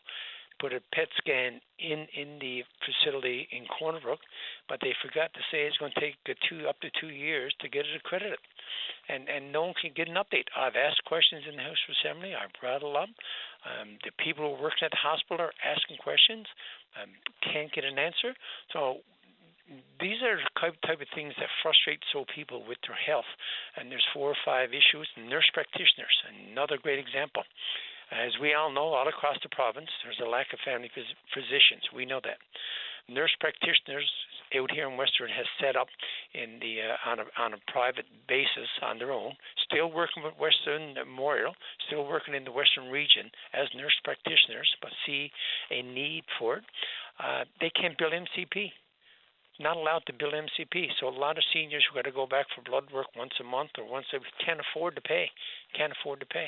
And this, what happens then, this caused the extra overflow, which would take away 3,000 or 4,000 visits to the emergency department. But is that not tied in with the collective bargaining process with the registered nurses union in government? Is that how that works, or is there some other kind of impediment to that?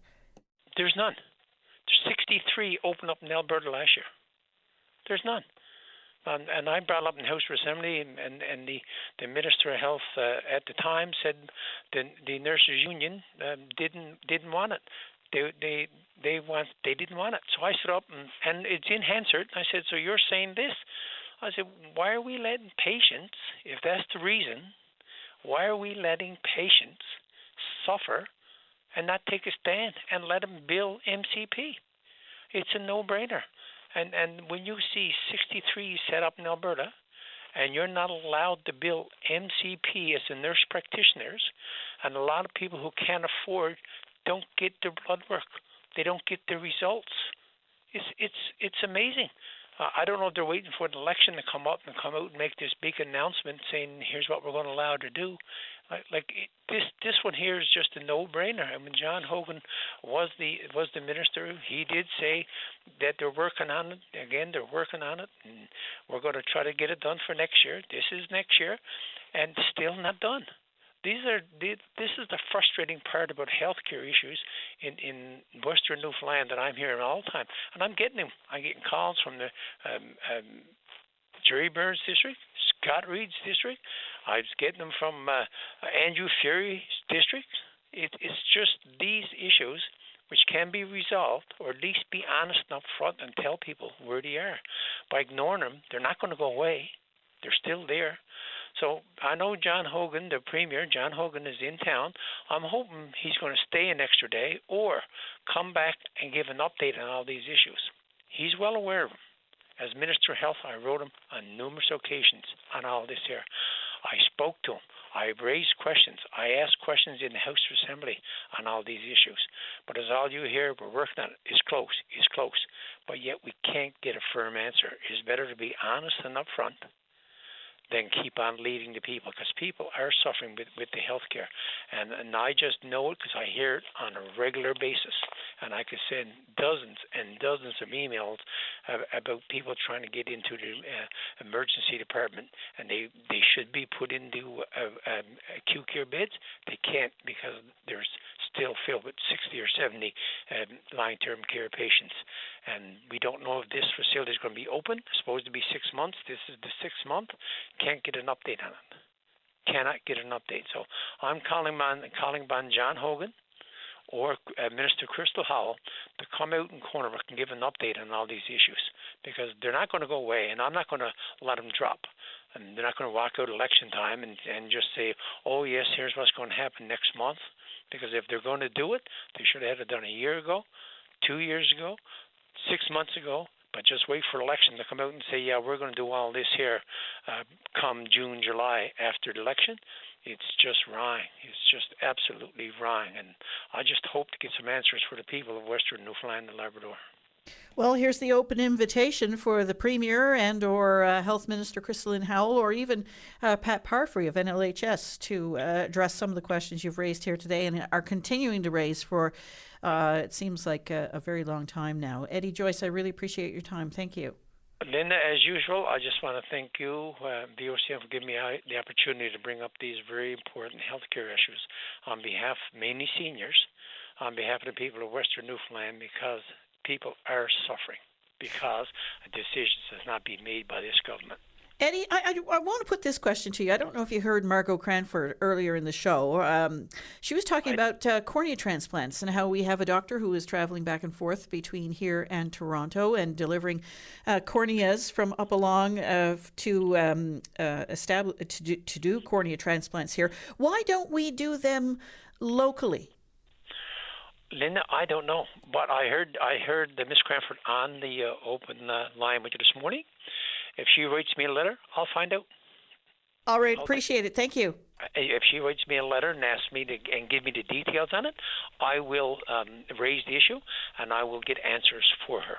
Appreciate it. Thanks, Eddie. Thank you again, Linda. Okay. Bye. Bye-bye. We're going to take a short break. When we come back, we hope to speak with you.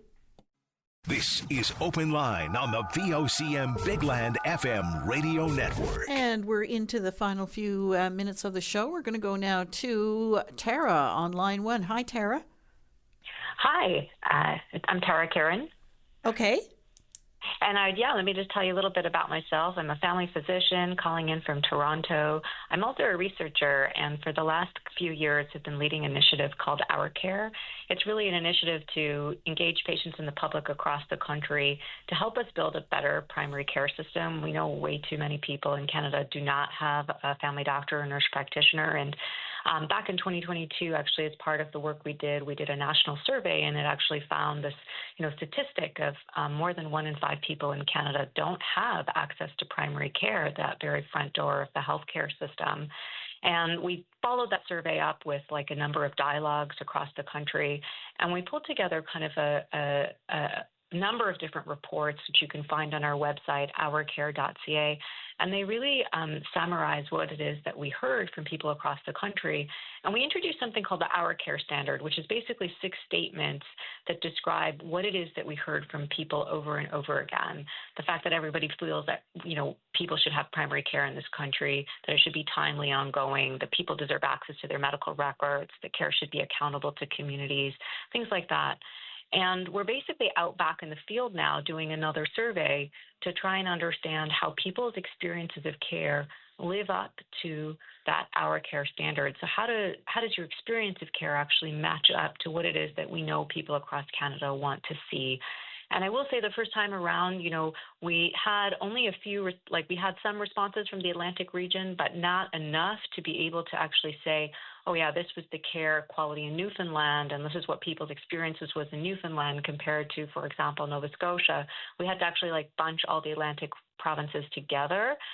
This time around, we're really committed to trying to get enough responses from every single province and territory so that we can really understand how different provinces and territories are doing when it comes to this really important issue. All right, so how do you do that? I assume you're putting out a call now for people to get involved somehow? Exactly. So I'm on the show hoping that Newfoundlanders are listening to me and passionate about primary care. We want them to share their experiences. All they need to do is go to our website, ourcare.ca, ourcare.ca.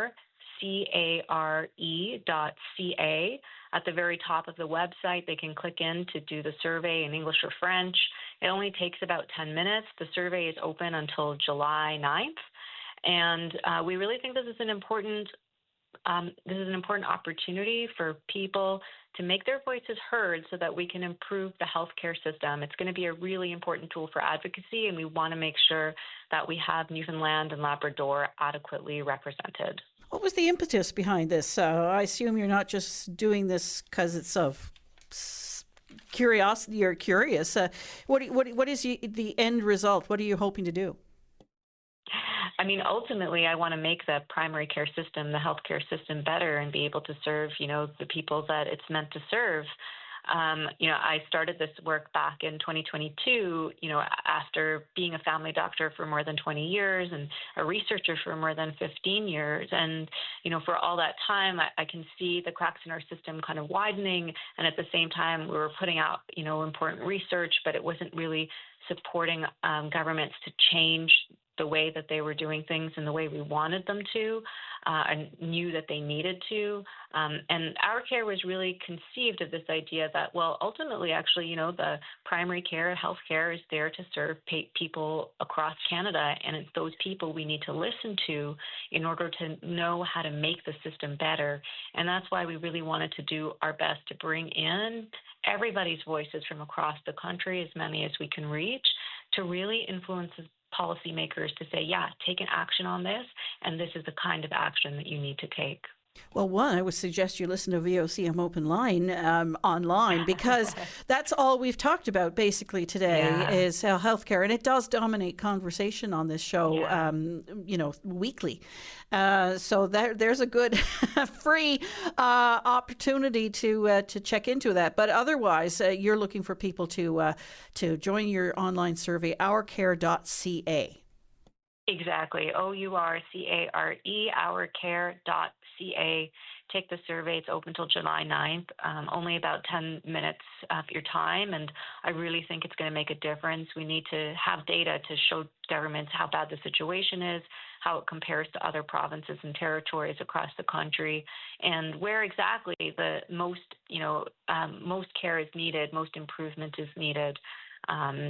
So for example, we want to know, do you have a family doctor? We want to know, if you do have one, how long does it take to get in to see them? Can you get access to your medical records?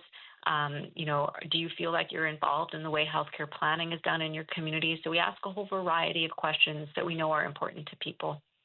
Really appreciate your time this morning. Thank you so much. Thanks for having me. Bye. All right. Bye-bye. That is... Oops, I turned myself off. Sorry. That's... Tara Kieran with ourcare.ca, looking for responses from Newfoundlanders and Labradorians to a survey that they are conducting. The deadline is July the 9th. And asking some relevant questions, ones that have been raised on this show time and time again about healthcare. Here's an opportunity to have your voice heard. VOCM Open Line, of course, another great way to have your voice heard, because I can guarantee you it is being monitored by those who are in decision-making roles. So that is always a good way to get your voice heard.